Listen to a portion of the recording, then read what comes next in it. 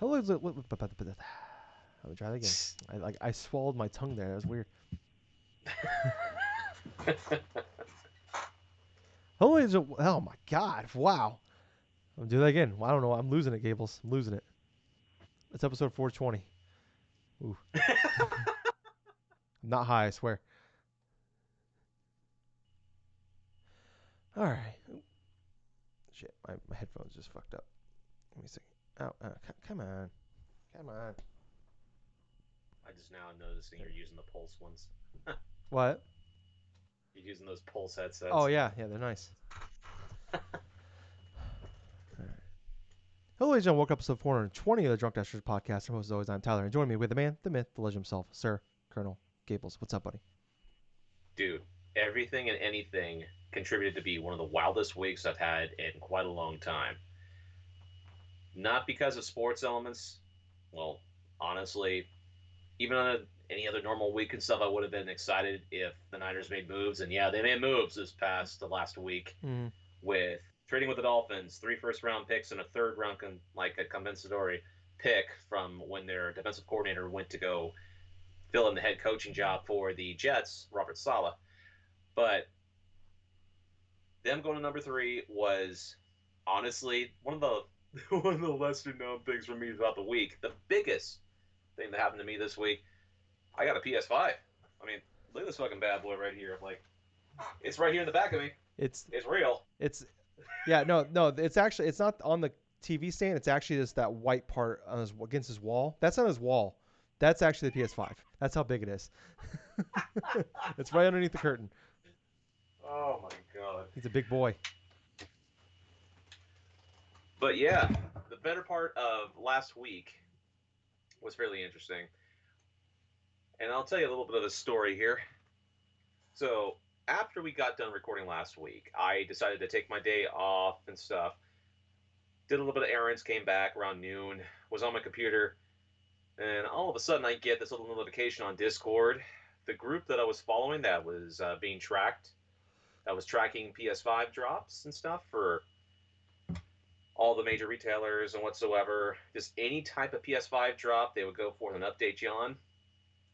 I ended up I ended up getting one for a PlayStation Direct. And so what I ended up doing, I quickly clicked that thing onto their site, waited in a queue for about 20 minutes and stuff, was in their waiting room for about a good solid 15 minutes, but I got on. I actually got to the store. I got my console. One of the easiest $500 I've ever spent. Mm-hmm, mm-hmm. And the most interesting part about this, it wasn't so much as say getting the console itself, but how fast the damn console came to me. Because literally the next day, I go forth and I message Tyler that I got it, message one of my friends who has a PS5 as well, saying I got it, showed the confirmation message and everything else, and I'm like, holy fucking shit. No, man. The thing about it was the next day I was looking at the shipment status. It shipped from Utah. It made its way all the way to Seattle, and then it was like Wednesday.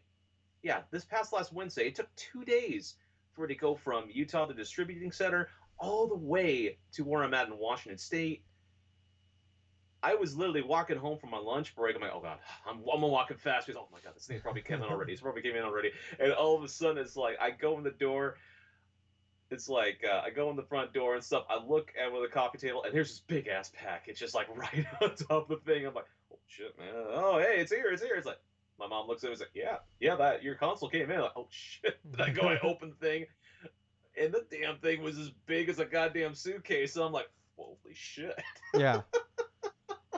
I think I mean I've told the story before when I first got it the couple weeks before the PS5 came out when I got mine at launch. My parents came over to help me. My brain I got the new TV and shit, and Yeah. they helped me put it on the wall. And I was like, oh, usually you put it up like so many inches here. I'm like, well, I looked at the how tall the PS5 was. I'm like, I need it like 2 feet up above my TV stand. And like, why? It's way too high up. Because normally it's like you have it like 6 feet off. It's like the top of the TV is about 6 foot Yep. off the ground. And mine's like 7.5 off the ground because of how tall the fucking PS5 is because I have it Oh standing. God. But yeah, go on. I'm sorry. Dude, I'll tell you what, it's like I want to try to get this damn thing standing somewhere, but the issue I've been having now is how the fuck am I going to do that with this setup? Yeah. Because it's like I have it parallel sideways with its stand on the back, so that way the top end is not like swiveling or something. Mm-hmm. But holy shit. I'm thinking about potentially having like a little stand probably next to it. Yeah. Or maybe something of the sort, because I need something for that damn thing to stand up on. But yeah, I've heard the performance of the system works better if it's actually standing up. Oh, is it? I didn't know that. Okay. I didn't. I've heard things about it. I'm not too sure. I haven't had too many issues with the PS5 being sideways or whatsoever. Yeah, what if it's a heating thing? I'm not sure. It, maybe it could be a heating thing. I mean, there have been times where I've been playing the PS5 or watching videos randomly on the damn thing where it's like all of a sudden the fan's just going up like. No, that's normal, Gables. That's just what it does. That's Yeah. normal. Yeah. Oh, okay. Well, new experiences, but yeah, that's been my week. So, Tyler, how about you? What's up? Uh, doing all right. Just same as always, clanging and banging. Just been tell me. I don't know if I've told this story already or not. I did a couple weeks ago. Um, I'm pretty sure I told it. I can't remember now. I was thinking about it earlier though. Did I tell you about on my lunch break a couple weeks ago? I went to the casino and lost money. I don't know if I told you that or not. No, you lost money in a So casino.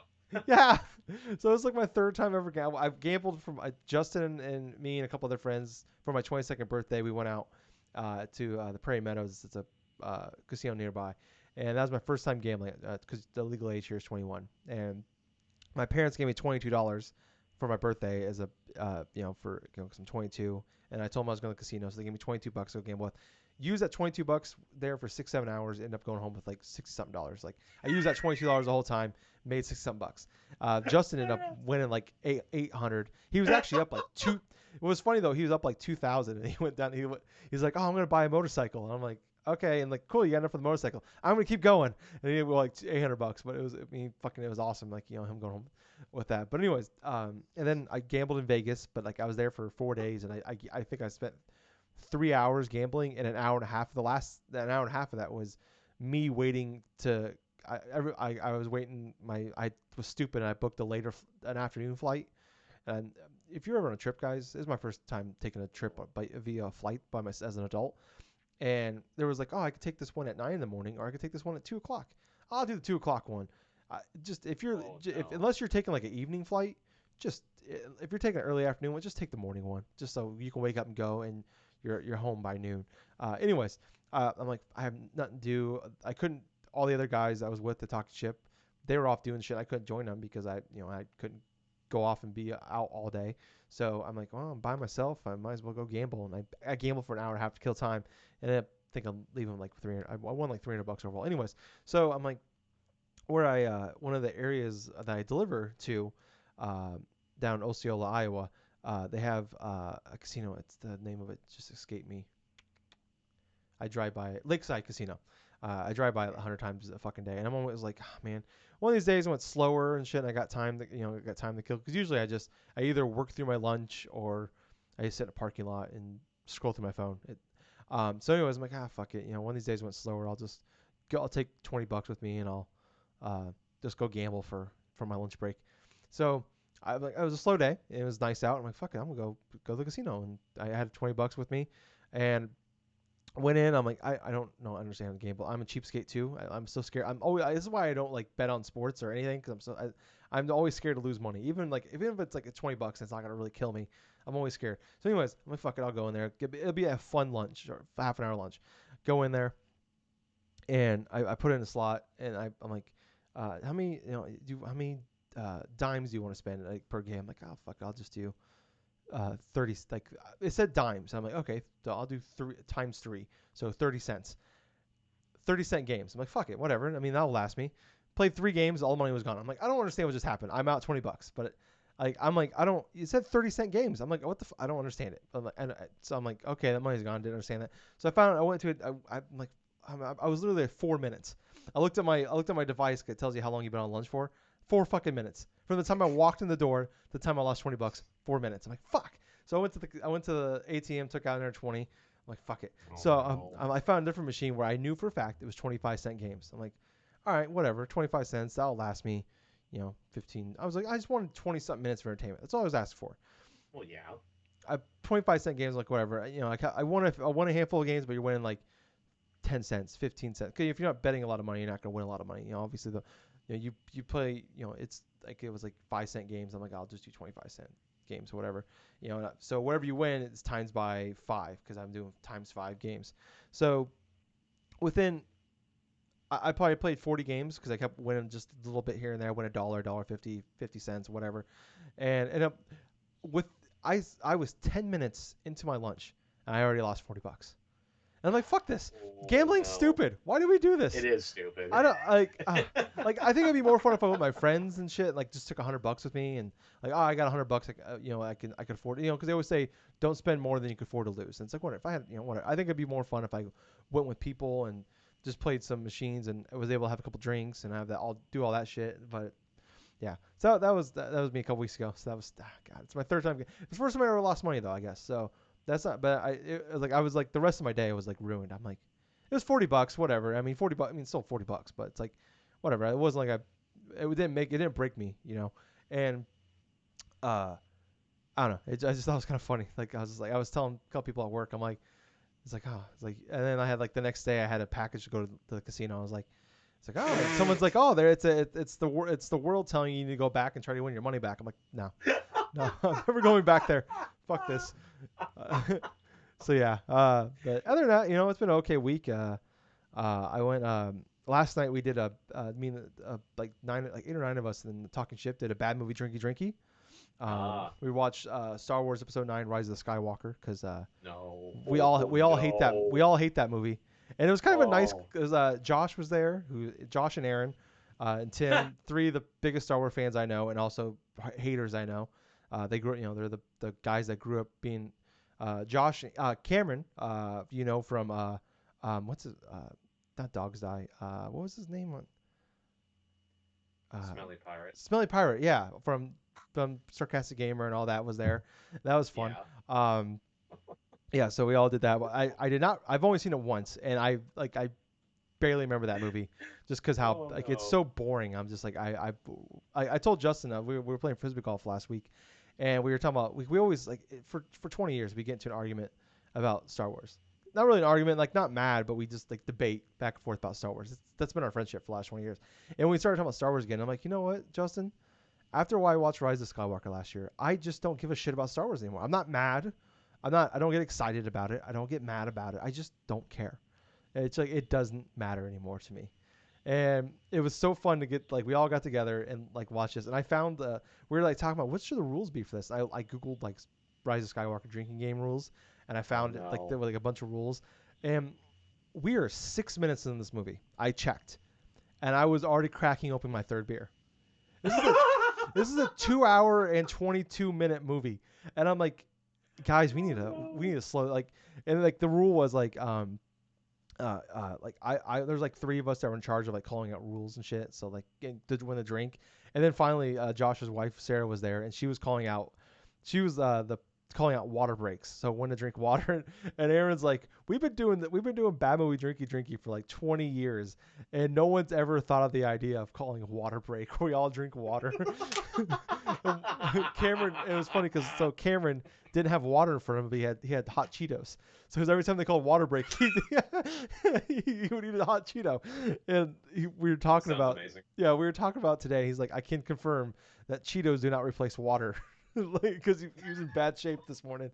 But I had 10 beers in front of me when we started the movie, and then also a few shots. I took a few shots, that was terrible. That was a bad idea. Shit. A couple people were drinking martinis.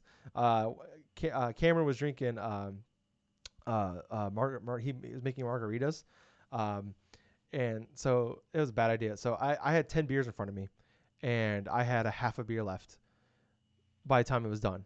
So I slowed down a little bit on like, all right, when we drink, take a sip. You don't need to drink a fifth of your beer, because it was a bad time. It was a fucking blast. It was one of the most fun I've had in a long time. When just be able to talk to friends and shit like that. Like, yeah, Yeah. I told him we need to have more gamer nights with those guys or bad movie drinking is always a good time. It's my first time being able, first time we done BMDD in probably a few years, so it was a fucking blast. So I woke up Nice. today. First, I woke up with a hangover. I was like, I don't, because like we've talked about before, you know, getting older. I don't drink that much. I usually drink like on the show, which today I'm not. I'm drinking water because I'm, you know, a little hungover today, still feeling the effects a little bit. Um, but yeah, it's like I was trying to think. I'm like, when's the last time I really got drunk? You know, and I was just like, the only time like in the last like 6 months, I've only got drunk twice, and the last time was when we played Among Us with the group, and that was Mm. like October, and that was the last time I had a hangover and got drunk. So that was a bad one. That was a really bad one. I drink like Mm-hmm. I drank a whole 12 pack of Oktoberfest that night. So that was like a week after my breakup. So I was just like, I'm getting fucking drunk and I'm playing some fucking video games with my friends, and that was There you go. yeah, it was bad. That was a really bad day. I was not in good shape at all that day. Today I woke up just kind of like that, like a sluggish headache feel. But other than that, it's been it's been a pretty good day. You know, it finally got nice out. It's a little chilly, but got finally the first time I've had a day off where the sun's been out not for in 3 weeks. So that was fucking great. So took Louis for WALK. I don't know if he can. I can't. I don't think he can spell, but he can hear. I know he knows what that word means. But Oh, give it time. He'll yeah, get used to that. Because yeah. I used to have another animal or some that would literally know when I'm saying TREAT. Yeah. Yeah, he's the same. Whenever I walk into the kitchen and he like, I have his TREATs on the top of my microwave here, and whenever he hears the little container I keep him in, he knows. And every now and again, I'll walk in the kitchen and I'll bump the microwave and it rattles. He's like, oh, he runs it. I'm like, God damn it! Now I gotta give him one. So yeah, well, it's been a pretty good week overall. But Gables, that is not why we are here. As much as we like bullshit and talk about our personal lives, um, this is the DrunkNerds podcast, episode 420. So smoke them if you got them. We're gonna do some. Gables is gonna do a bong rip here in any minute uh, now. uh, I was uh. gonna do like a imaginary bong rip, but I've never smoked weed before, so I don't even know how it would work. I don't like how do you like do you light it from the top? Is it from the bottom? I don't. Where do you put your mouth at? I don't know. I don't understand that work. But anyways, probably gonna talk about video games. But before we get to that, real fast, uh, this Wednesday is the fifth and final part of our Game of the Generation podcast. For those of you, if you didn't watch it live when it happened, or if you didn't go back and like the whole thing's been on YouTube all month, but I broke it up for audio listeners and for audio version into 5 parts because it was over 3 hours long. So we've been releasing it every Wednesday over the course of the month of March. So part 5 comes out then, and that'll be the finale of it. And then that will end the March where you're getting 10 podcasts from us for the whole month of March. So this is the 10th and final one. So it's been a crazy week. And then also we're recording this live right now, streaming this live on twitch.tv/DrunkNerds podcast. So give us a big follow on there. And if you're not following us, and you don't get the little, you hit the bell button to get alert when we go live, you missed Gables and I on Friday playing It Takes Two together.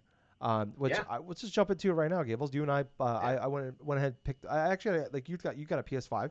I went and yep. picked up I had a pre-order for it at GameStop. Went and picked it up, and I was just I always like to look around like the Funko Pops and all that shit. I'm like, I'll go look over the PS5 section, just see what it looks like, see how it's expanding. And they had there. I have not seen one. I have never seen one of these. Like they'll pop online and they go away. Like the controllers have been easier to find lately, but for a while the controllers Yep. were hard to find. The headset, like it's like trying to get an Xbox and our PS5 at this point. Sort of, yeah. Um, I've been trying to get Xbox Series X all week, and I fucking can't get like I'll go like it's been impossible. But anyways, they had the headset which I'm wearing right now, the PS5 headset that the PlayStation one has like the 3D audio and all that, and then they had the PS5 camera. They had a used one there, so it was like $40 I think, and I had a $25 gift card or $25 in reward points, and so Sounds good to me. I actually went and got my copy. I'm like, I won't get it. I'm like, Tyler, you've been trying to get the headset since the fucking thing came out. Just fucking walk in and buy it. I'm like, yeah, I should. I don't know why I said I don't talk to myself like that, but that's basically how it went. So I walked in. I walked back in. He's like, you okay? I'm like, yeah, I want those.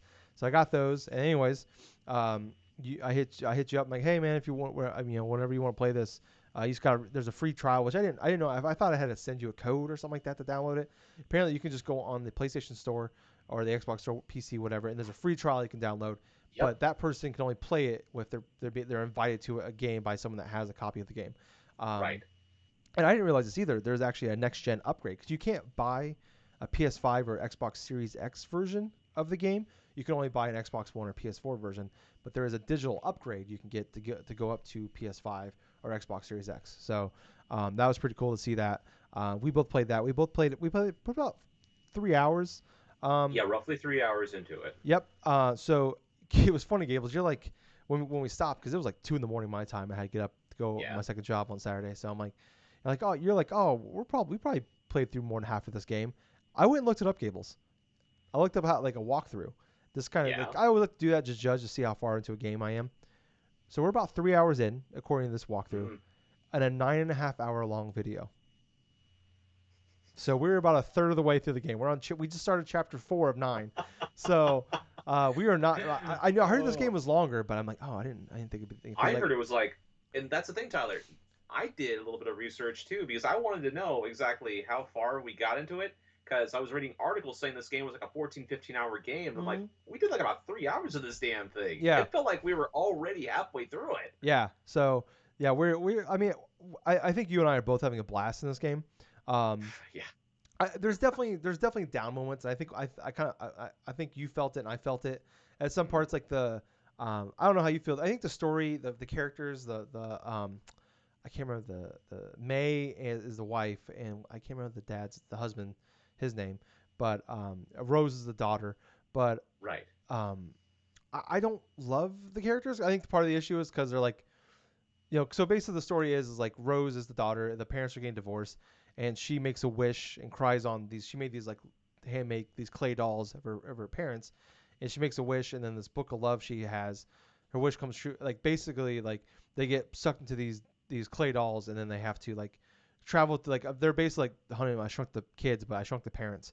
And they're trying to get to the daughter to make them put them back in their human bodies. But this book Yeah. is like making them work together. It's like you can't be back into your human bodies until you fall in love again or whatever. And it's just I think the problem is for me personally is like in the cutscenes is like the book is kind of annoying. He's not. Kind of. I heard people say I heard a lot of people say like it seems like it's very much either he's hilarious to you or you're annoyed by him. And I'm on the case of like I'm annoyed by him a little bit. And I feel like both of the parents are not very like they're both like they're just like they're not bad people, but like together they're like it's a bad relationship. Or like separately they're probably good people, but together they're just bad, you know. And it's like I don't I just don't like either one of them when they talk and communicate together. What was your thoughts, kind of like with the parents and the relationship and with the story so far? Well, with the parents in the relationship and stuff like that, I thought it was like kind of forced in the beginning of it, where it kind of felt like, okay, these two are going to be going ahead and getting divorced and stuff because of this and that, and like obviously the daughter takes it very hard, because Mm. any kid would if Yeah, like they knew both their parents are being divorced. But the opening aspect where it's like when they're sucked into the clay dolls and stuff, they're doing things and they're trying to get everything else going. It's like I thought the book in this entirety thing was pretty much annoying, mm. and not just annoying, but like almost condescending and like really like kind of really out there. But at the same time, so far we're at that point in the story where I don't like the motivations of the parents either. It's like, oh, and this is going to be a little miniature spoiler, so for those that want to skip ahead like for about a couple minutes or something like that, then feel free to do so. But if you're listening live on Twitch, you can always just plug your ears. Yeah. Plug your ears for like a minute.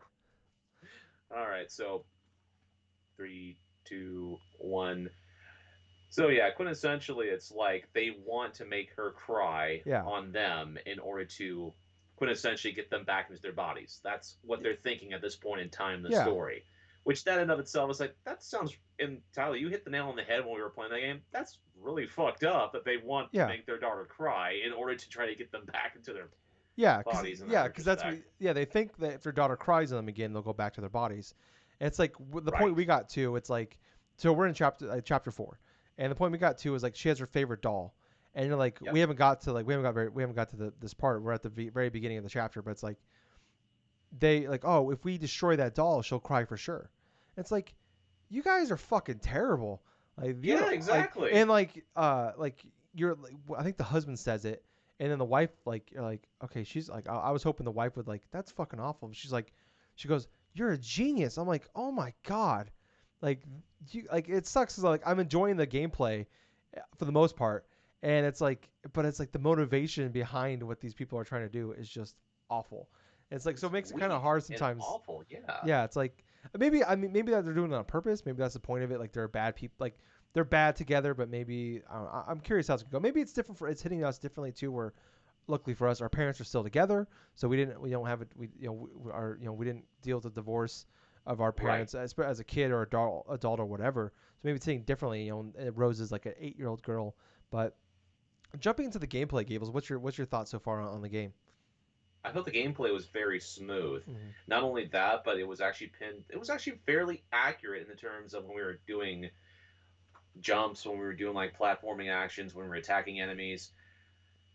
Obviously, I thought the gameplay also worked pretty well too in terms of the co-op because we only had maybe a couple of drops here and there in Yep. terms of the early couple levels, but after those flattened themselves out, we had a consistent experience to where we didn't have any type of lag or any type of major dropouts for long periods of time. What I'm saying is, this is not like Resident Evil co-op multiplayer Yeah, Resident Evil online. 6. That is what I consider the lowest standard in terms of co-op multiplayer, Yeah. co-op online multiplayer. Yeah, we had like But 20 drops in like a 5-hour game. yeah, and then not earning trophies, Mm-hmm. even though I completed the level because someone dropped out. Yeah, Yeah, I still get angry about that because that's bullshit. yeah. You put in the work and you don't have the credit for it. Yeah, I would be pissed off too. Exactly. But at the same point in time, I felt the gameplay was fairly good. I did love the aspect of the co-op things where it's like you had to require someone else to get like specific things done in a platform or something like that. Like for example, the section when we were in the tool shed and Oh, stuff, yep. where I had the nails, you had the hammer, and pretty much I had to go through and throw nails at a specific like boards and stuff for you to platform. Use that hammer to swing across and go through a specific platform to solve a puzzle, like step on a switch or take out a group of enemies or whatsoever. Mm. I also thought in terms of like gameplay too, the boss battles that we have encountered so far fairly creative. There was one boss I feel like that was fairly annoying, which I kind of felt was the second boss in the The, tool shed. oh yeah, the toolbox. Well, the toolbox. Yeah, the toolbox with the freaking buzz saws like coming Yeah, through the platforms and this and that. It's like you and I did have a bit of a hard time with that one yeah, because we kept dying, and at the same time, our platform kept getting smaller and stuff, and yeah, so I had a hard time trying to angle to try to shoot the weak point on top of the damn toolbox because they would launch me in the air, right? And it gives you that indication like, oh yeah, you could do more than two shots or whatsoever in this. And I basically I counted it like one, two, and then when I try to do a third shot and try to angle it in, there's some invisible barrier where there's like a gap that you could potentially throw something through, yep. The and I end up hitbox is off. hitting that. Yeah, Yeah, the hitbox is off for that thing, but I'll tell you what, man, it's like the best moments I feel like that we had so far was when we went into that tree. That yes, whole section, yeah, that whole section was some of the craziest shit I think I've played inside of a game in quite some time. It was just a little cues, It's like the woodland animals inside the trees, like the freaking squirrels against yeah. the wasps. Yes, it's so great. And like like I remember it's like the music was like so subtle. Like the fly of the bumblebees would come on whenever the wasps would show up, and oh my, Yep. yeah, it's just a game of like awesome moments. There's definitely like some weird moments like when we're like the floating parts and stuff like that. Like there's some like down moments I think in there, but it's like, man, like I think it's more like letting it breathe. And it's like, okay, let's get to the next part here. Let's get to, like, but it's like, yeah, the moment to moment stuff I think 90% of the time when it comes to Dude. gameplay has been fucking fantastic. Inside that tree, man, there were moments where we thought to ourselves, like, did Yasif or some smoke something during the Yeah, making of this game? I mean, Jesus Christ, it seems like a big old fever dream, like someone was on an LSD trip. Because yeah, at one moment we're like in a vehicle, we're like going down this like river or whatsoever towards like the bottom of the tree, and the next moment we're on top of this fucking cosmic whale or something like that yeah. going through. going through the top portion, going into where the wasp nests are at, to try to battle through that. And I'll tell you what, man, it's like the boss inside of that wasp's nest. It was definitely annoying for sure. But at the same time, it was only annoying because we didn't know the procedure of how you Yeah. had to go through it. Because we would damage it initially, but then all of a sudden, these wasps would propel like a shield or something to protect the robot queen, and this and none of that. But the last portion we couldn't really figure out right away until I went through on the rail and noticed that, oh, hey, I can actually go through and throw honey on the back of this damn thing too. Mm-hmm. But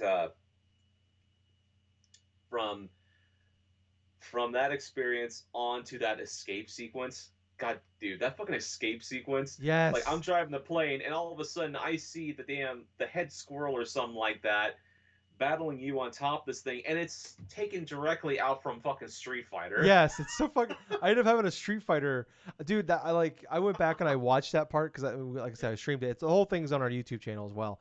YouTube.com/DrunkNerds. Go up there, look it up. But it's like about 2 hours. I'm gonna clip it out and put it up separately because that moment was so fucking hype and so awesome. I think like both you and I were like, holy shit! Like we like jumped up like out of excitement for how fucking cool that moment. Like I'm like, it just went from like you're flying a plane, I'm shooting on top to this guy jumps on our on the plane, and it just turns to a 2D fucking Street Fighter match. I'm like, oh my god, this is incredible. And the fucking squirrel threw Hadouken. Yeah, oh shit, that's right, dude, duking at me. The fucking squirrel threw a Hadouken and stuff. It looked like almost like a fucking nut. Yeah. Oh man, it was great, and it's like they even had like a fatality at the end too. It was Oh my god. yeah. It's go ahead. To finish up, I definitely have enjoyed playing like It Takes Two so far. I can't wait till we do eventually get back to it, plug away at it until we eventually finish it. I want to see this game through all the way to the end. Yeah. The story, at parts can be a little bit muddled. It definitely is fucking dark in Mm. places. There's corpses of fucking squirrels. There's like Yeah, right. all these random shit. But oh my god, in that fucking what was that thing that exploded or something like that? Oh, there was the boss battle inside one of the boss battles, like even before we went to the tool shed, where we were facing off against a vacuum, right? Oh yeah. And the darkest moment came where we had to go and take these suction like things in the vacuum, and we had to suck the vacuum's eyes out, dude. Yeah, it's like the arms of the hose of the vacuum, and like he's like Yeah. he's trying to suck us in and all that. We end up taking his arms and putting him in his eyes, and he fucking sucks his own. It's like And both of us this were like, was what horrifying. Yeah, this was oh my god. I'm like, what's crazy about this game is like it's almost like a Pixar-esque type art style, but it's also like realistic, like looking at the same time. Some of the like, I remember when we were walking through the tree and we found the wasp nest, and like just I was sitting on the ledge. I'm like, this is gorgeous the way this game like it's like realism, the fuck? No but also shit. like with a Pixar like kind of twist to it.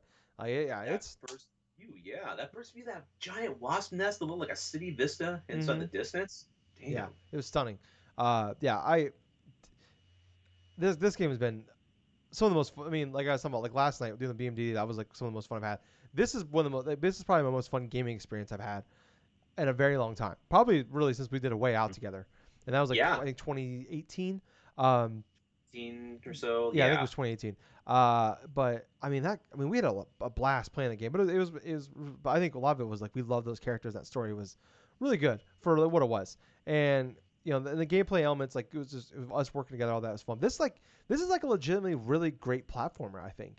And just on Mhm. top of that, we have to work together, and it's like if this game feels like a Mario game, where you do something for a section, they give you to add this element to a game, you do it for an hour or so, and then you go on to the next thing. You have a new power. It's like in Mario Galaxy 2 when you have like you have the rock ability. You're gonna do that for a few levels, then it's gone. You move on to the next ability. Now you have this. Now you're this, or you're a Bumblebee in these levels, or that. Like there's constantly throwing new elements at you and then changing it, and they add new things. Like one level where I have a hammer, and then you have the nails, and then the next one I have hover boots, or I have boots that I can change. I can walk on walls and shit like that, and you can get bigger or smaller. And Yep. just constantly adding and changing things. It's like us working together, figuring out our abilities, all that. Like it's been incredible. Like I love like it's just how well it works together. Like there's no lag. Like us, like the communication and like of us being able to do all these figures out really well has been awesome. Like I love the part like when you were kind of mentioning about like there's one section where like you had to like you can only hold 3 nails, but there's this platforming thing and you had to hit like shoot the nail to like make the platform come out so that I could jump on it. But you had to do it while Mm-hmm. like you had to like bring back almost like in God of War when he could throw the hammer and bring it back. You could do the same thing with your nails, and Yep. you throw the nail. You throw your nail. I jump on the first platform. You throw the second nail. I jump on the next platform. And then there was a section where I had a wall jump and like jump wall jump.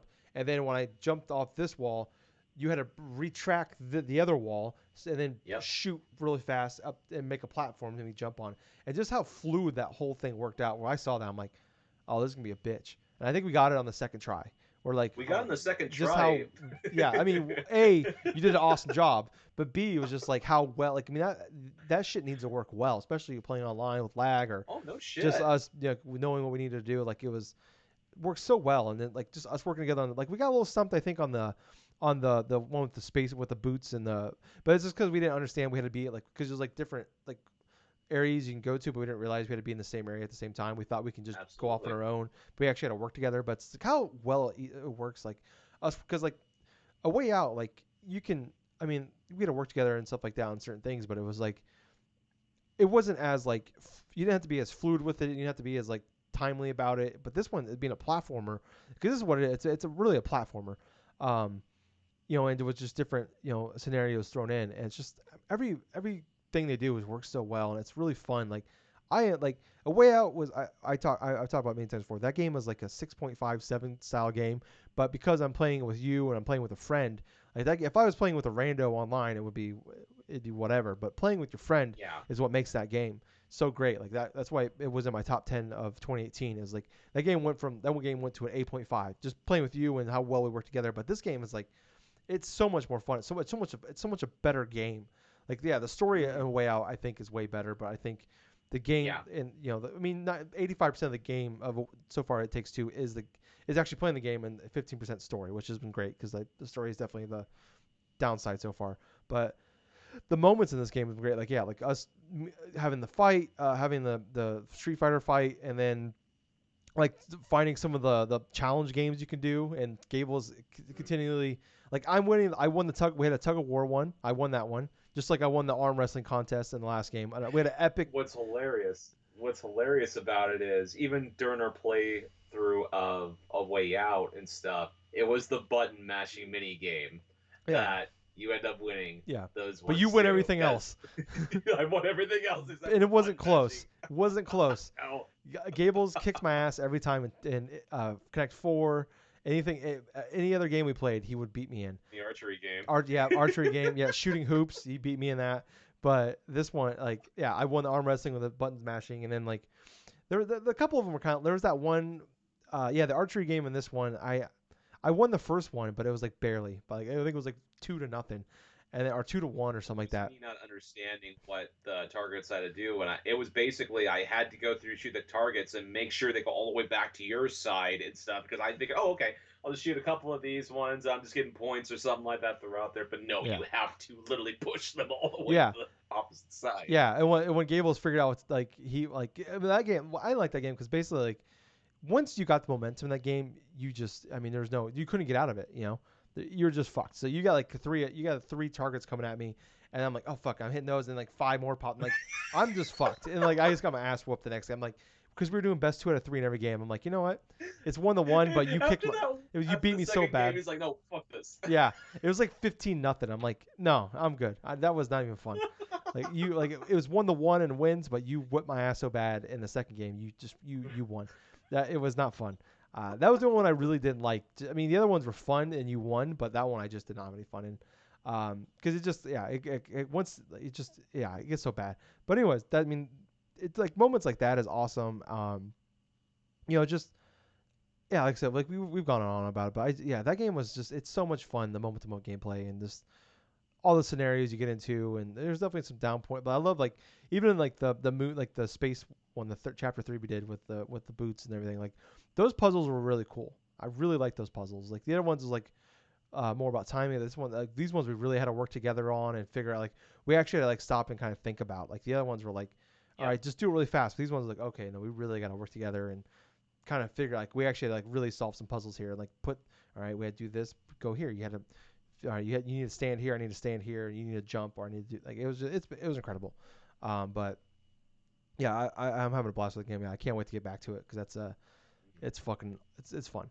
Um, really fast. The only other game I played this week is I got back into Fortnite.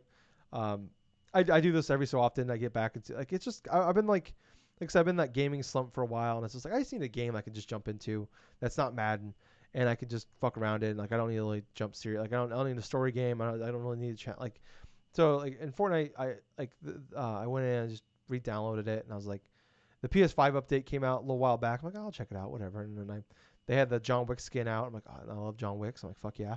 So I jumped back in that and playing that. I played like probably 10, 15 games. I've gotten in the top five like six, 7 times actually, and I've never won a game, but I got 3 times now. I've gotten to the top. I've been in the final two, and I'm getting better. I'm actually like because before like I'd hide forever, and then I get to like the top 10, and then I would know I would never get any kills. I might get 1 kill in a dozen games. I'm actually like every game I'm getting like multiple kills. I'm getting 2, 3, 4 kills, and like I'm doing well in scenarios where I'm getting in a battle with somebody. Or before I like I said like it's like I'm terrible at online games, and I'm actually like competitive now. Like I'm always like once I get to like because I can't build or anything. Once I get to like the final guy, it's like this guy's just building shit and like oh I'm out of my element here, and like I got really close to winning one today actually, but I get my first battle royale, but I ended up losing. But I'm having fun. And it's definitely more fun than before because I'm actually like being competitive and I feel like I'm actually doing something instead of like I'm gonna hide for 20 minutes, get to the final 10, and then die. You know, now I'm actually like I'm gonna hide for a little bit, stock up on shit, and then go out there. And when it gets down to like 50 people, go out and start headhunting a little bit. So that's all I've been really playing, other than It Takes Two this week. What about you, Gables? All right, so because I purchased the PS5, I decided the first thing I wanted to do when I set everything up is I wanted to try out Astro's Playroom. Astro's Playroom. This is a game that I heard from various YouTubers, checked out various videos and stuff, and people have been recommending, hey, if you buy a PS5, play Astro's Playroom first. Gives you a good feel of the features of the Mm-hmm. DualSense. It shows you the possibilities that can lead to what potentially the future of the PS5 will curtail in terms of game design. So I took their advice, started playing Astro's Playroom. I played a little bit of a chunk at a time. And you know what? You're speaking about Mario games earlier in regards to It Takes Two. Astro's Playroom feels like a Nintendo game. Absolutely feels like a Nintendo game. From the collectibles to the level design, the various gimmicks throughout each level. In and of itself, the length of the entire game, I went through this game in around 3 days tops. 6 hours was my estimated total. So throughout my experience, I experienced a whole bunch of fun moments in that regards. The game itself, as a cohesive in its like cohesive unit form, I feel is very solid in terms of a platformer. I loved all the fan service in terms of classic PlayStation franchises. It didn't matter whether or not it was like something major like God of War or Uncharted, or even something as niche like say Gravity Rush or even like Parappa the Rapper or even like Patapon and like Eco and Shadow of the Colossus. There was so many different Easter eggs referencing back over the what is it now over the 20 some odd year Almost 30 years. like almost 30 years of history of the PlayStation. And what's interesting about it is like the whole PlayStation started off in 94 and here we are in 2021, all these game experiences, all these different things. It's like it was cool seeing all those references, and it was even more so cool collecting all those artifacts, seeing the history of Sony's PlayStation and of itself, from the humble beginnings of the original PlayStation, and like the things like the dual, like the multi tap from the PS1 or the PS2, seeing things like as obscure as like the PSP with its accessories in regards to its camera feature, or even in terms of like say even the more recent Sony iteration of things like the PlayStation VR or even the PS5, the headset, and like whatsoever. If you could think of it in regards to what's mentioned hardware wise from the PlayStation, it's there. From specific models to the PS2 and the PS3 to even like things that obscure, like say the Pocket Station. And that, what's kind of interesting is when you go through do the checklist of the artifacts, it's a Pocket Station that you go through. And what that was initially was something that almost was akin to like PlayStation's version of like a Tamagotchi machine, where it's like you could play little miniature games or something on this device. But I felt the level design inside Astro's Playroom was very reminiscent of the structure of a Mario 3D Mario game. You had specific checkpoints, you had specific types of amount of collectibles you could do for each iteration of the stage. What I liked about it is it's separated into four chunks, right? So you have one that represents the specific portion, like all four of these parts represent a specific technical portion of, say, like the PlayStation machines or even computers in general. So you have the GPU, or you have the memory, you have the cooling, and so on and so forth. So there are four particular quadrants, each of which have like around, well, they have two artifacts apiece. They have a bunch of little puzzle pieces that you got to collect, but you also have these like yeah, so the two artifacts are the main things. Like in a Mario game, you collect a power star, that's it for like that. But for these individual levels and stuff, you collect two artifacts alongside a specific amount of pieces, then you go on to the next. They were all in sequence. There were four levels inside of the sequence of one. So you had that for each stage. There was a couple of miniature bosses here and there, but I really loved the final portion of the game to where I got to the final boss, and it's quintessentially it's the tech demo of the original PlayStation that they initially pitched for like the graphical fidelity and stuff. And you're facing this dragon, dude. You're facing this dragon like first thing as like the final boss. And the thing about it, it's one of those bosses where you go into like there's like a final form after you defeat it for the first time. So you go through the specific patterns, you go through and you have to attack its eye and do all this other crap and stuff. But I felt this game was so good that after I beat the game, I wanted to get everything in it. It's one of those few games where I played it, I loved it, I want to see everything inside this game, and I completed it. I Nice. completed every stage. Yep. I got the platinum trophy, and lo and behold, this is my 25th platinum Very cool. in all, from the trophy's initial inception from like 2009, 2010, all the way up to about 2021. I love the fact that I was able to play through this game. I enjoyed it, had no issues hardly at all with it.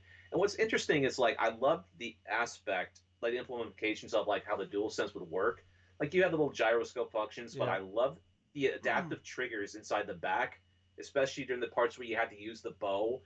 Because I have, for the people watching at home through Twitch, there were some portions like with the bow, assess like the bow weapon that you would get in certain levels, where even if you went through and like just gently tapped like the adaptive triggers, that they would initially just like dictate how hard like you would pull the string back of the bow and then how far the thing would go, or even when it came to climbing up a specific level as like one of the monkey bots or something that you went into, like there were some specific platforms where if you did it all the way down with the adaptive trigger, it would crumble the rock and you would fall down the level or whatsoever.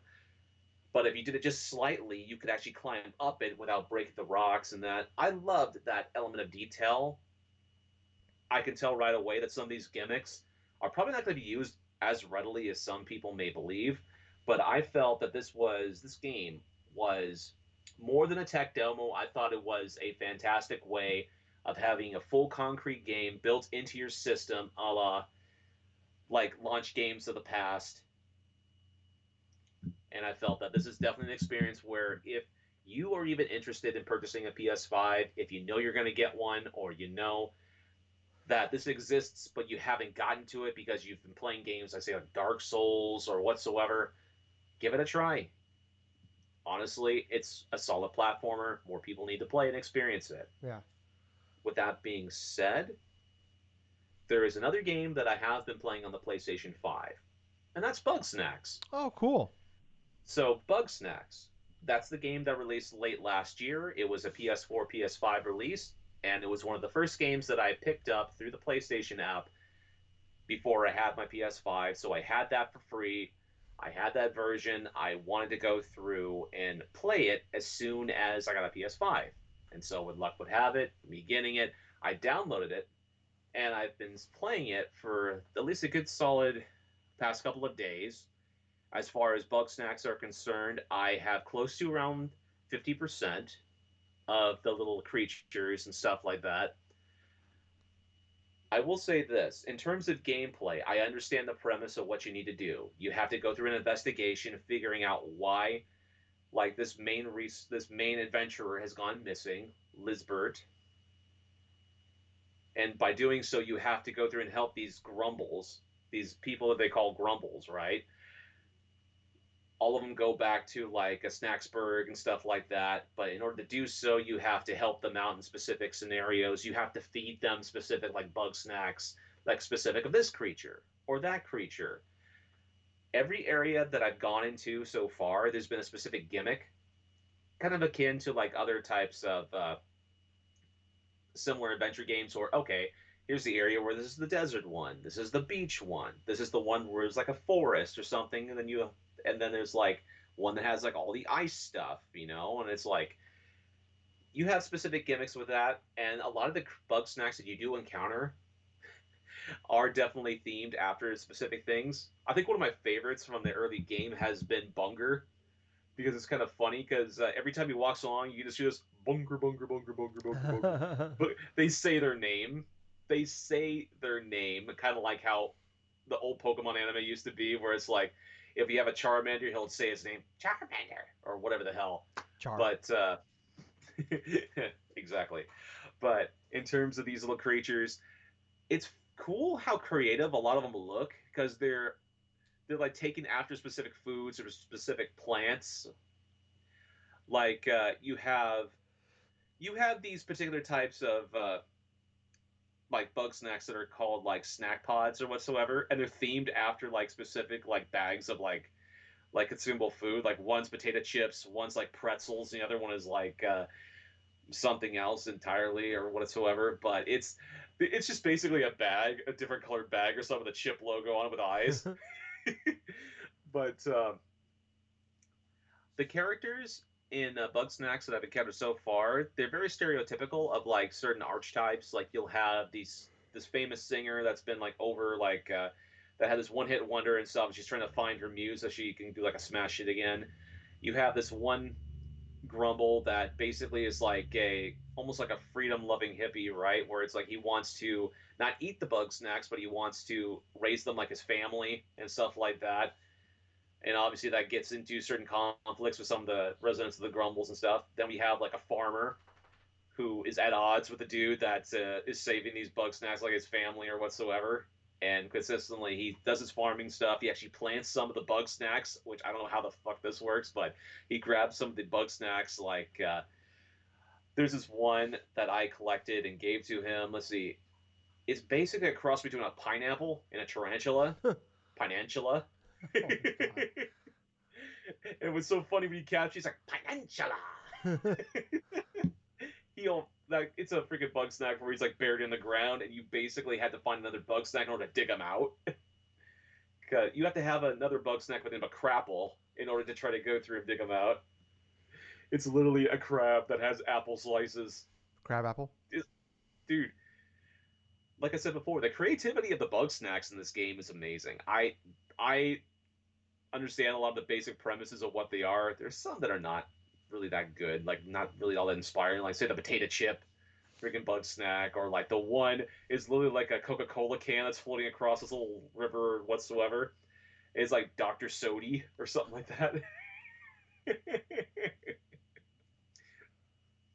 But what I've done so far inside of this game is there have been elements where I've been able to easily use my gadgets and stuff in order to capture some bug snacks. There have been opportunities where I've had to use them creatively. Like there's this one tool that I have as like a launching pad, right? And so I throw it on the launching pad, and I discover okay, if I put the capture pod on top of it and then I launch that thing, I can actually catch flying like Bugsnax and Hmm. stuff in the air. Because the thing about it is, once you catch them, you have a like a 10-second time limit in order to retrieve that thing before they break out. But it all depends like on particular Bugsnax. Like there's some Bugsnax that are on fire that if you capture them, the whole capsule's fucking on fire. And so when you try to grab it, you're all on fire too, and you just start running maniacally or something like that. Or there was this one Bugsnax that I was trying to catch. He was basically like a gigantic walking popsicle, right? Where it was like he was walking on all fours or something like that. But every time I tried to capture him, he'd freeze me in place, and I had to press a square button in order to try to break out and do this and do that. But I'm now at the point where I'm in this mountain range, right, with all these ice Bugsnax and stuff.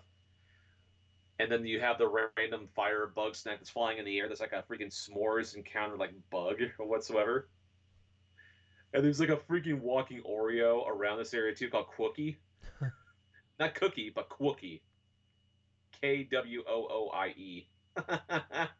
Cute.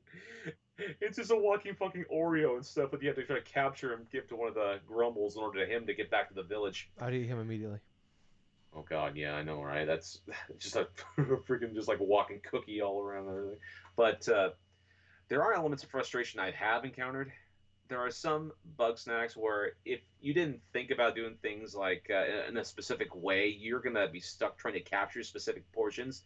Like for example, when I try to capture Bunger, that freaking walking hamburger patty, I had to go through and through trial and error had to lure him with like things of ketchup. So I have a slingshot, right, that will fire certain condiments when I switch into. Like there's condiments for ketchup, like for ranch, for chocolate, and I believe like for hot sauce as well. And I haven't gotten the cheese, but there's apparently cheese sauce somewhere in here too.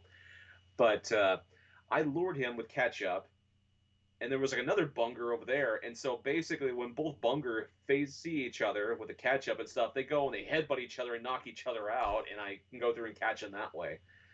So some of the fun is figuring out what these guys will do, how you capture them, but it can be frustrating, especially there was a part when I went through that sand canyon or something for the first time, and there was damn Bugsnax setting me on fire because they didn't like me being there. And so here I am, going past the thing. I see these little popcorn like Bugsnax like running across the ground, and I figured, okay, how am I gonna set this thing on fire in order for them to pop up? And so when the first thing happens is like I see this Bugsnax shoot fire, set me aflame. I run into the other Bugsnax, these little popcorn kernels. They pop, and all of a sudden I end up turning around just in time for the whole timing thing of the fire like to be put out, and I end up catching both of these little Bugsnax.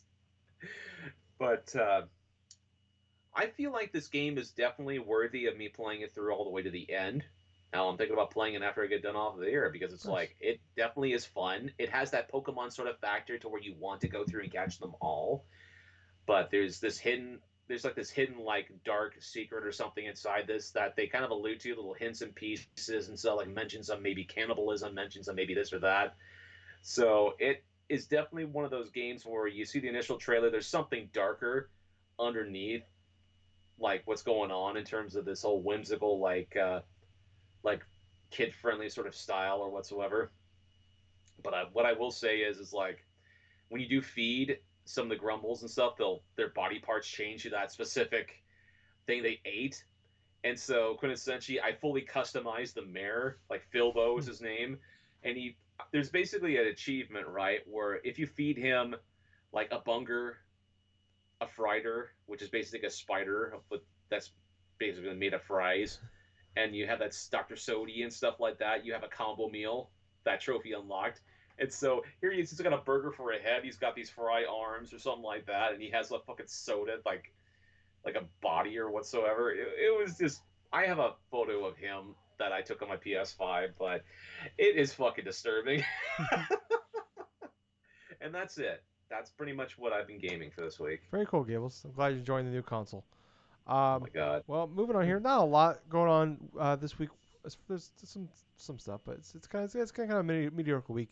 But this is the one you sent to me earlier, kind of about you know, DRM issues with digital games with the PlayStation and the 3 and 4.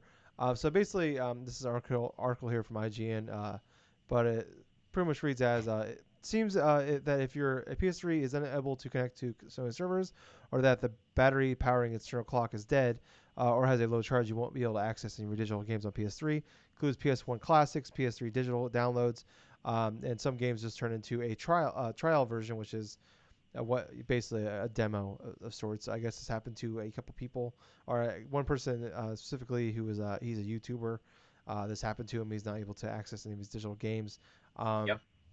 Um, but also, this is something that might be an issue on the PS4, where it also might affect your physical games as well. Where if the internal clock in your console dies, the basically PlayStation games working on your PS4. It's like because of the way the trophies work, Mm. the internal clock has to be working for you to be able to play games on them. So if the battery dies in the PS4, then you won't be able to play any of your games. You won't be able to connect to the server, be able to play even your especially anything digital. Um, so it's kind of an issue like with this a couple like maybe potentially like some that my guy we don't know. I mean, this is one person this happened to. I mean, obviously it's a YouTuber, so it's getting more publicity than if it was you or I. Um, but this is kind of a big issue going on. There's always been a DRM and about the future of like games, especially how we are now in this digital age. Right. Um, I mean, you're the one you're the one who brought this up to me. I'm kind of curious what your opinion on all this is. All right. So the main discussion that's being held in the gaming community, especially over the past 10 years with this ongoing advent of the digital game slowly taking over in terms of less physical media, more so the digital uprising in that regards, is the preservation of classic video games on those systems. We've already went through a generation to where we've had digital shops full on close without any element of not only rebuying them or even potentially re-download. I'm talking Hmm. about specific points with Nintendo in terms of their Wii Virtual Console, Same thing with DSi too, isn't it? Nintendo DSi's storefront in that regards. So before I continue further, let me just say that Sony, the company Sony, has not went through and confirmed any of these stores are closing. These are basically from like an insider that has a lot of like apparently various information in the know that is trickling out this knowledge and stuff to all the major gaming journalism sites, like say your Akus, your Polygons and stuff.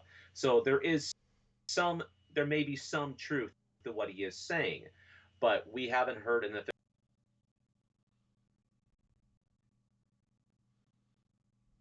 closing down.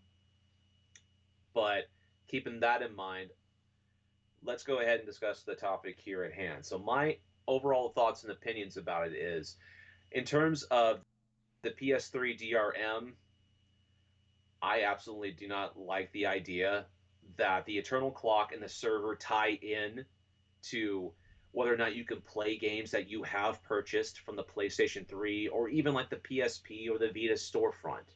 Because with this in mind and stuff, let's say if you have like just digital only games on these devices, if that specific there's like a GPO or something like that, there's like a specific computer chip or a certain part of the PS3 that is linked, and that will eventually fade over time to connecting to the servers or even like to try to check for like time. I was watching the same YouTube video that I initially came across that IGN article. So that was the YouTuber that was cited quintessentially from that. And this guy, this YouTuber, he owns a PS3. He knows others that have like similar types of issues in regards to connecting with a specific type of GPO, them going out and then not being able to play certain content, like say from their digital content and stuff. And he has reached through on Twitter in regards to Sony's customer service, like the PlayStation customer service. It's like, hey, I like, what am I supposed to do in that regards to the digital game purchases and stuff?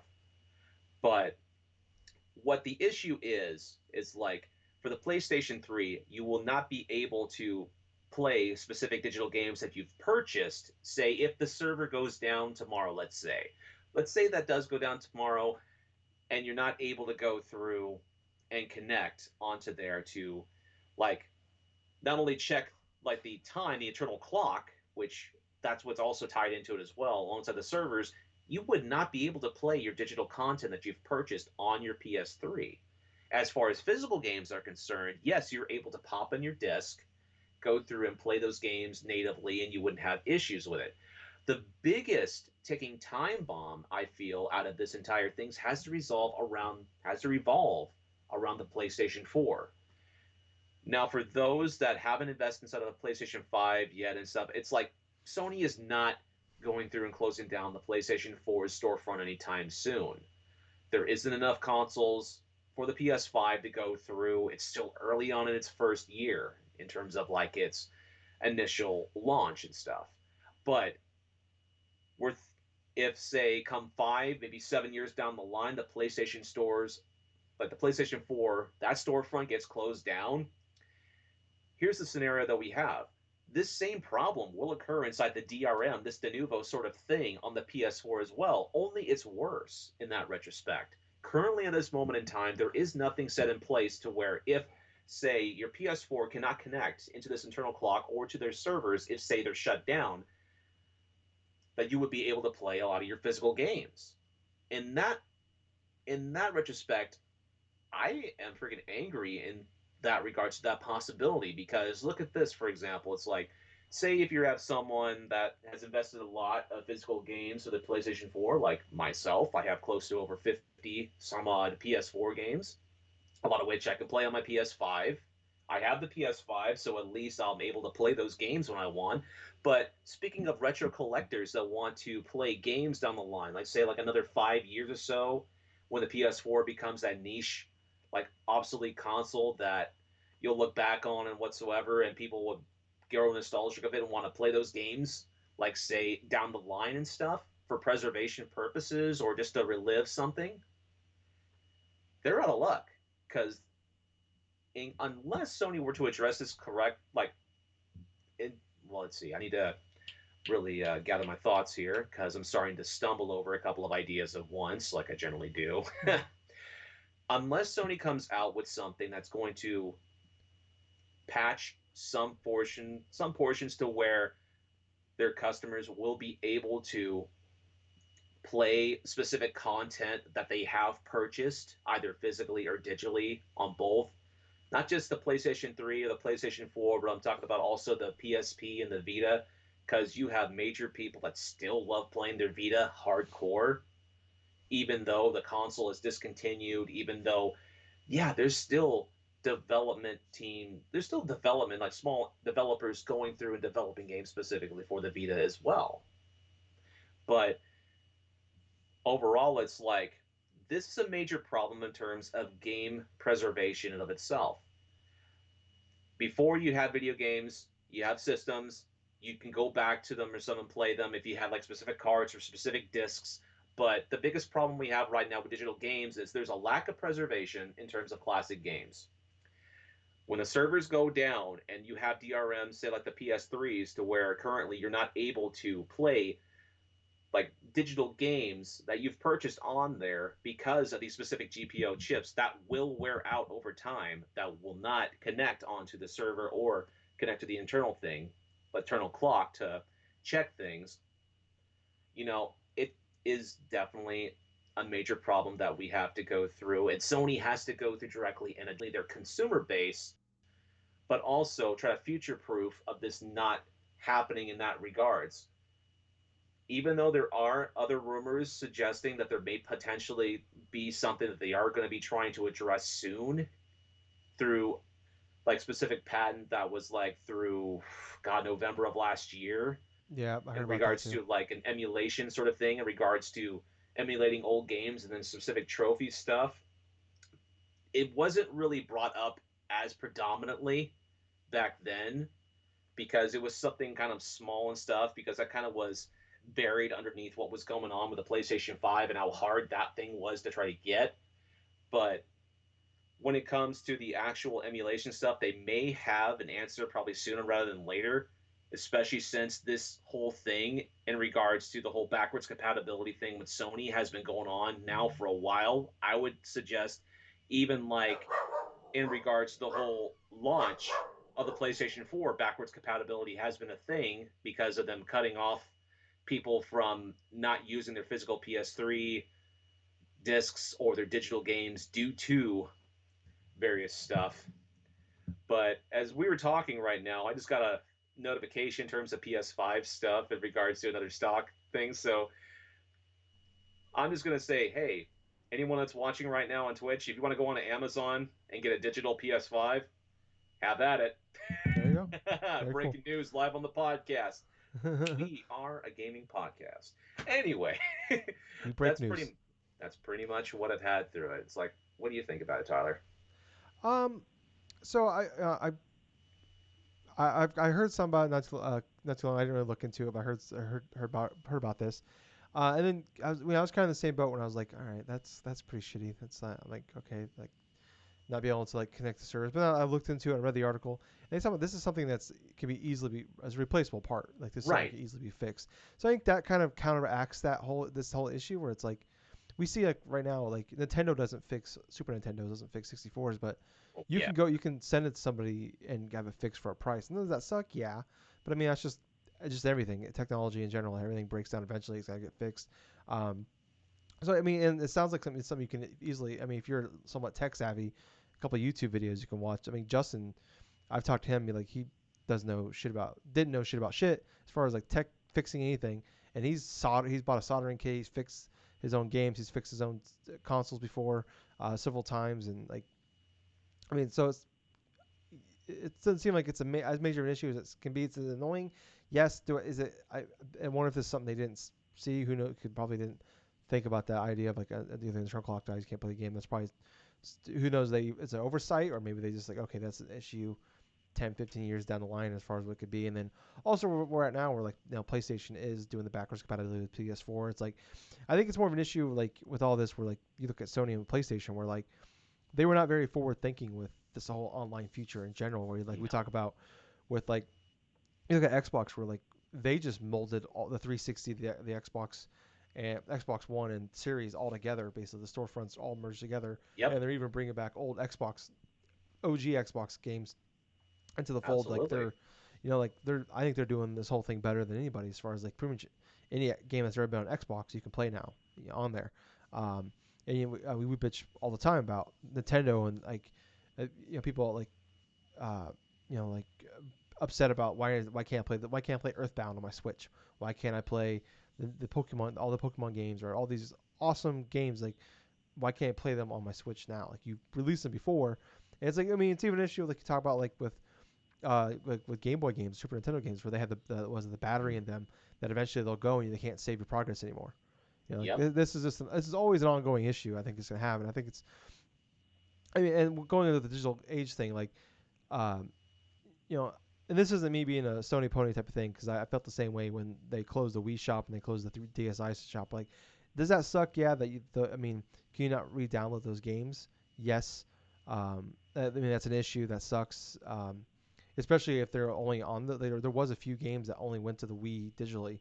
Like they were Mm-hmm. like like there's certain like exclusive Xbox Live games. There's certain games that were exclusive to to Wii. I remember, and that sucks and that's an issue if you can't play those games anywhere else. Hopefully they get put on Steam or somewhere. Like Steam's always gonna be there unless fucking the world like if Steam not to be around anymore, that means there's a catastrophic world event thing. This isn't Steam going out of business or anything. This is just something in the world is wrong type shit. Right. Um, yeah, and it sounds like like like some storefronts that do close, like you can still download the games you purchase. You just can't purchase games anymore on them. And Right. I think, I mean, as long as you're able to download them, I don't think. I mean, I really don't think it's an issue at all at that point. Like, and that's something like even I know as somebody that's gone mostly digital with games, like with my PS4 and my PS5, I did the same thing with my 3DS, and it sucks when the 3DS is no longer a system that it's when it's obsolete. The Switch comes out and they stop making games for the 3DS. It's like sucks. Like it's like I can't sell these games. I have all these games I bought on there, 20 games or so.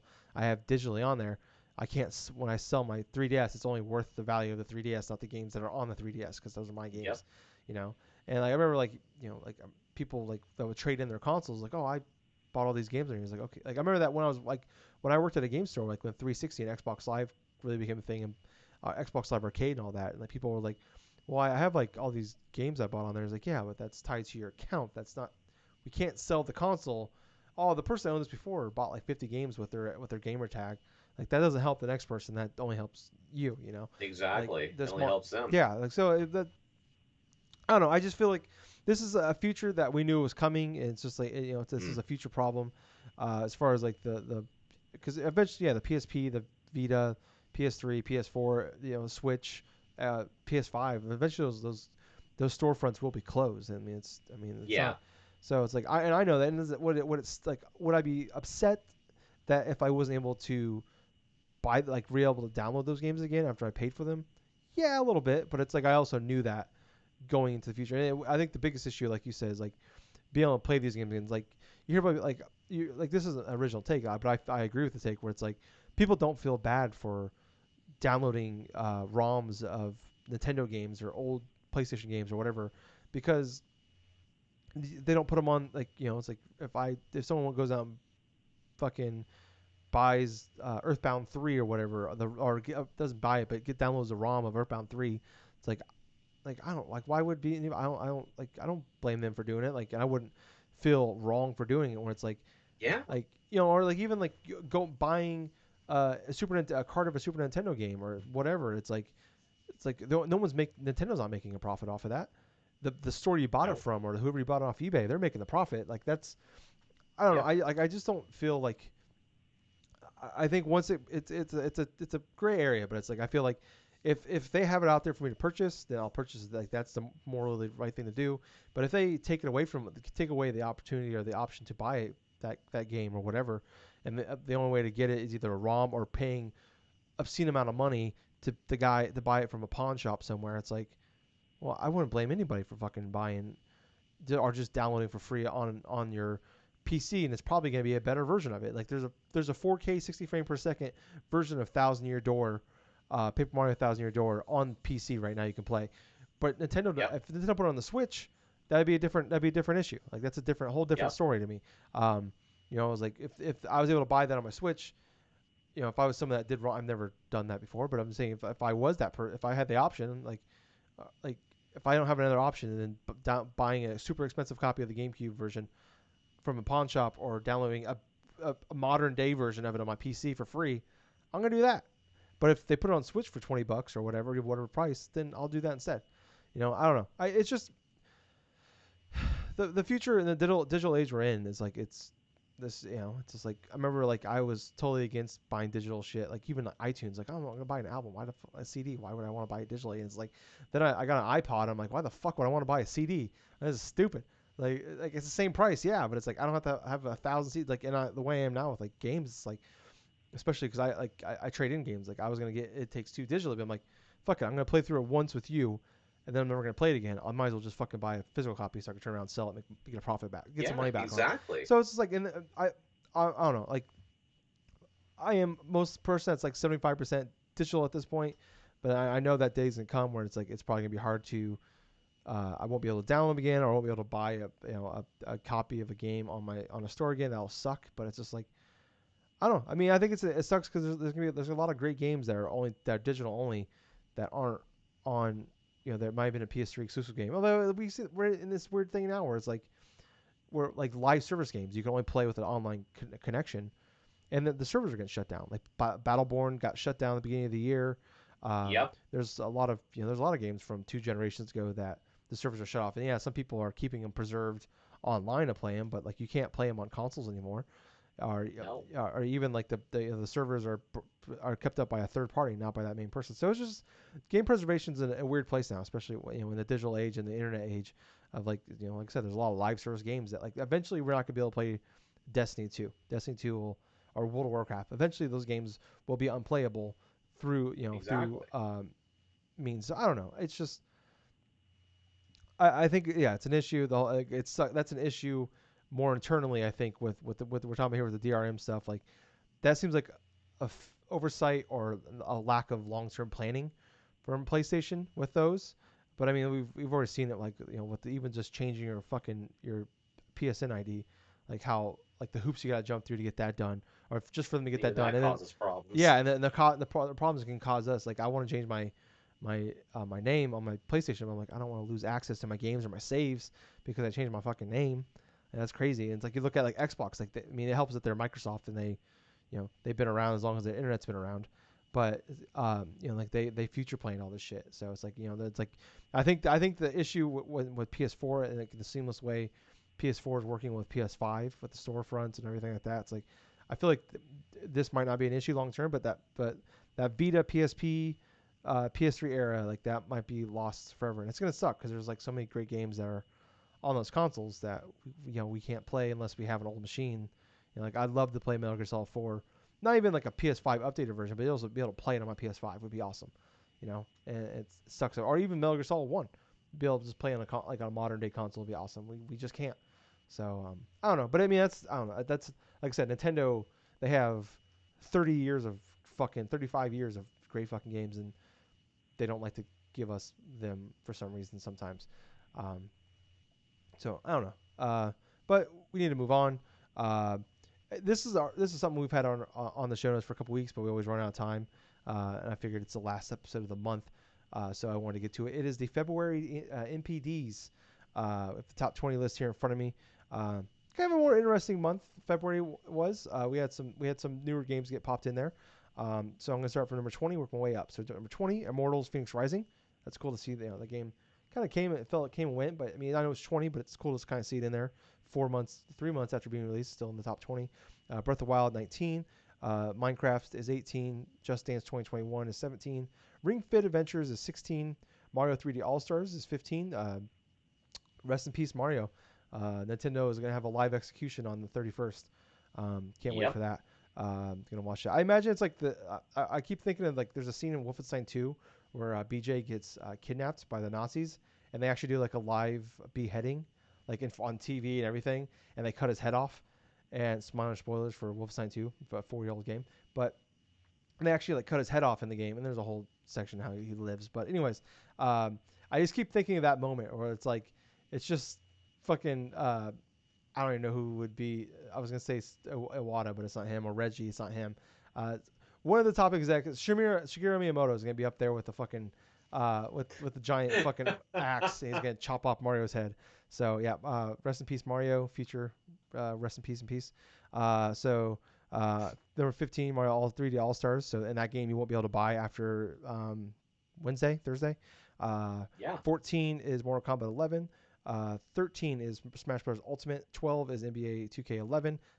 Number 11 is FIFA 20, or 2K11, 2K21. Sorry, 11 is FIFA 21. 10 is Modern Warfare. 9 Animal Crossing.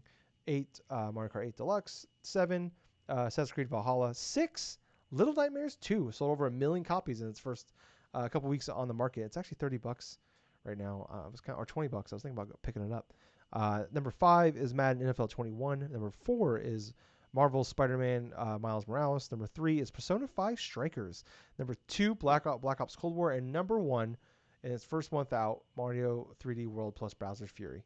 So pretty crazy. I believe there's a few notes here. Uh, so Mario 3D World is the second best-selling game of the year already in the year of 2021.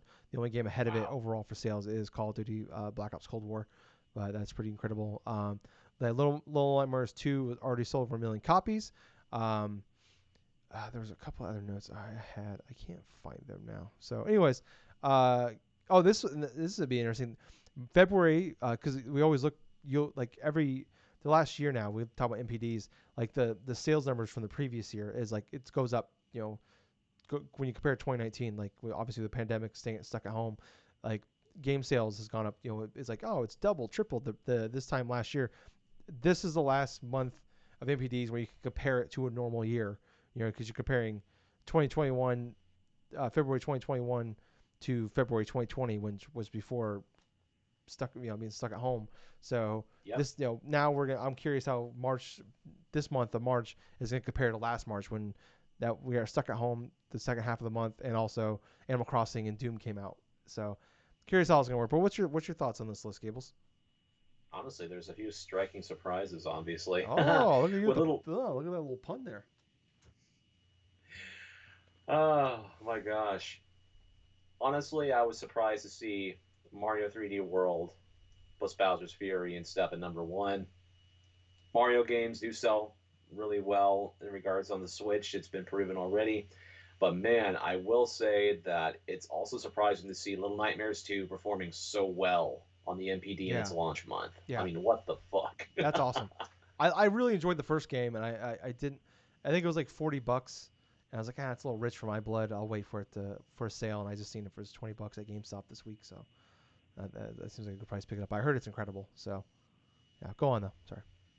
But with that, and also Persona 5 Strikers, I've heard great things about that game. I actually do own Persona 5 Oh, okay. I Strikers, was gonna ask if but you ever got it because I figured that'd be a game you'd jump on.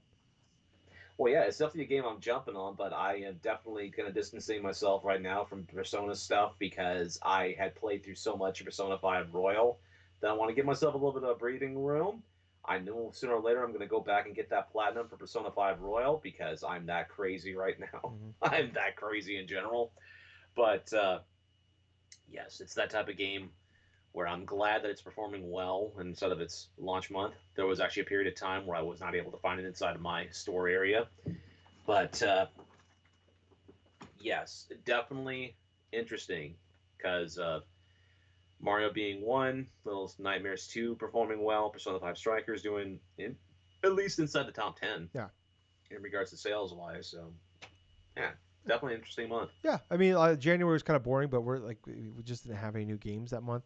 And at least in February, we did have a few new games. We had Mario 3D World, and then Persona 5 and Little Nightmares.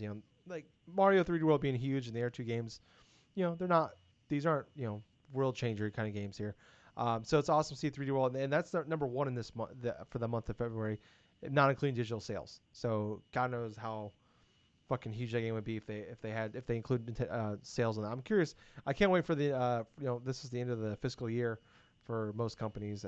That means sometime probably late April, early May, we're gonna have the end of the Nintendo's gonna have their whole report, and they always have all the new sales numbers. So I can't wait to see how well Right. 3D World and how all the other games are doing.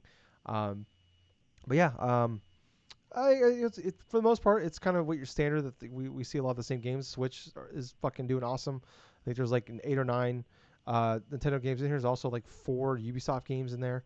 But yeah, seeing like a game like Little Nightmares 2 like coming out and selling really really well. I didn't know that game. I mean I knew that game was it's got Namco Bando is they own the IP, and then they're also like they're the publisher behind it, but it's like the studio and stuff like that. Like I didn't think it was that big of a game. Even though I enjoyed the first one quite a bit. I know a lot of the people did. I didn't think it was that big of a game, so it's awesome to see. And I know the developers they got bought by shit what's the THQ Nordic people. They bought the studio, and Mm. Namco owns the IP. Like I said, they're continuing on with making Little Nightmares 3 because obviously the IP's got so much buzz around it. But the studio that makes the game, uh, the THQ Nordic is saying they're going to move off and do something else. So that's a little disappointing. See how that game is doing super great now. The IP is super great, and hopefully it changes and goes to a good place. There's also Persona 5 Strikers coming out, and I think it's a sequel of Persona 5, but it's a Yep. completely different game. It's like the Hyrule Warriors game we got last year. Like that was a sequel to Breath of the Wild, but I didn't really enjoy it. But I know a lot of people did. But I know a lot of other people like it's very much split down the middle of whether or not you enjoy the story of that game. So that's awesome to see though that this game is doing so well. So can't wait. I mean, and I think March. I don't think there was. I mean, other than It Takes Two, I don't think a lot of big stuff came out this month. So I think next month is going to be kind of going back to boring. But April and May and June will be some fun months, I think, because there's some cool stuff coming out. And one cool, we'll do one more quick story. There's not much to say on this one.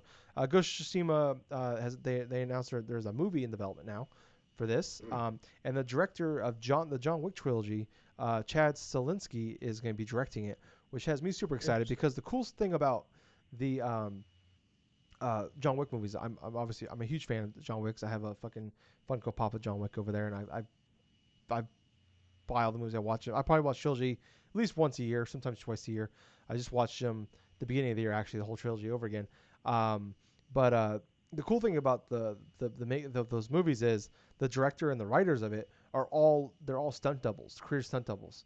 So basically, Hmm. John Wick was built to be a badass, just a movie built around a badass fight scenes and fight choreography. So I'm thinking like, okay, it's gonna be a samurai movie, and you have guys that know how to make badass fucking. That's all John Wick is. It's just a bunch of sequences of awesome fucking fight scenes, um, and the idea of them making a samurai movie sounds incredible. It's like you don't need to really worry about like a super awesome story or characters. It's just like they're gonna. I think that movie is gonna be. This movie could potentially. I mean, we don't know who's gonna be in the movie, how big the budget's gonna be, but like just the idea of him directing it and they have some of the same people behind making it, like that gets me really excited about like this movie is gonna be could be fun as hell to watch. What was your thoughts about them making this movie? Honestly, I'm kind of excited to see where they're going to lead it. Yeah, It definitely sounds like it's going to be something up their alley. They have a lot of good experience and expertise with the Wick movies, so I'm positive about this being good. yeah, yeah, same. So I think that's gonna wrap it up for this week, guys. So thank you so much for listening. I hope you guys enjoyed it. Go check us out, like, subscribe, follow all the places. We're on everything, anywhere you can listen to podcasts. Watch us live on Twitch, YouTube. Please share, like, comment, subscribe. Tell your friends, tell your parents, tell your wives, tell them all. We really appreciate it. Help us out, get some more buzz for us and more views, and we like all those things. But I was your host. I was Tyler. And I have been Colonel Gables. Until next time, everyone, if you're looking for a PS5 or Xbox Series X, don't give up. Definitely find sites that you will know that'll help track it down for you so you're knowing right then and there. But most importantly of all, thank you for listening to another fun filled episode of the Drunk Nerds podcast. And hey, Gables, Yep, too sweet. too sweet, Bye, man. guys. See ya.